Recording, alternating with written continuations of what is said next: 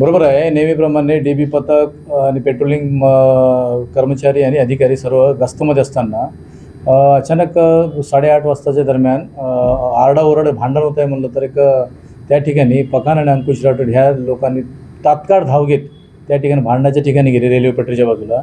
त्या ठिकाणी 307चा प्रकार घडला। जर वेळेवर तर तिथं टीम नाही पोहोचली असते तर पुढचा अनर्थ 302 सारखा हा घटना घडली असती। त्या अनुषंगाने तात्काळ आम्ही जे जखमी आहे जखमींना दवाखान्यात पाठवले। उपचारा दरम्यान त्यांचे बयान घेऊन ती कलम 109 BNS प्रमाणे गुन्हा दाखल करण्यात आला। त्यावेळी त्याच ठिकाणी त्या परिसरातील एक रेकॉर्डवरील गुन्हेगार यश भावे आणि वैभव भावे यांना पण ताब्यात घेतलं।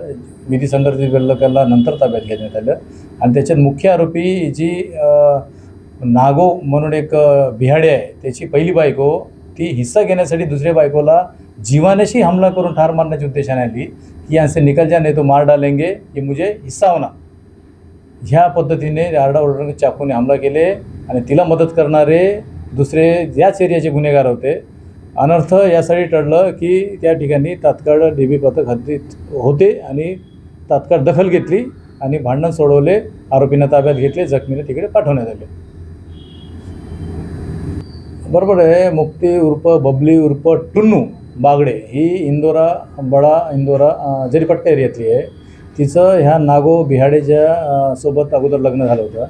तिचं पटत नव्हतं त्याच्याशी म्हणून ती सोडून गेली। 2022मध्ये परत त्या नागो बिहाडेने दुसरं लग्न केलं।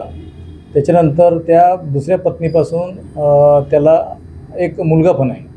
तर ही अचानक आली, हिस्सा पाहिजे, संपत्तीचा वाटा पाहिजे ह्या नावाने येऊन ती हमला केली आणि अशा पद्धतीने तिच्यावर 109 अन्वये गुन्हा दाखल करून आम्ही आरोपी अटक करून PCR घेतलेले। लोकवाहिनी मीडिया के लिए विशाल बंबड़वार, नागपुर।